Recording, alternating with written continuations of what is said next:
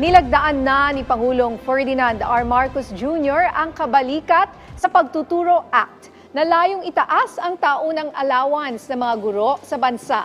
Ang detalye sa report ni Alan Francisco. Symbolic ang paglagda ni Pangulong Ferdinand R. Marcos Jr. sa Kabalikat sa Pagtuturo Act sa Malacanang. Pagkilala ang batas sa sakripisyo ng mga guro sa matagal na panahon. Sa ilalim ng batas na ito, dodoblehin ang annual teaching allowance ng public school teachers. Mula yan sa dating 5,000 pesos na magiging 10,000 pesos na walang pataw na buwis. Mararamdaman yan ng mga guro sa school year 2025 to 2026.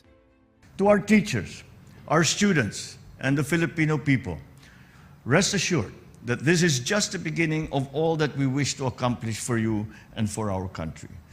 We are constantly looking for and finding solutions to the decades-old problems of our society now, and not just mindlessly flinging the burdens of the present administration to the next administration or to the next generation. Batid ni Pangulong Marcos na matagal nang ginagamit ng mga guro ang sarili nilang pera para sa pagbili ng classroom supplies. It must take an incredible amount of love to sacrifice what little you have for the sake of your students, despite having financial worries of your own. With the passage of this law, we are easing some of the burden that you carry each day. Ang Kabalikat sa Pagtuturo Act ay patunay lang na nakatutok ang administrasyon sa education system ng bansa.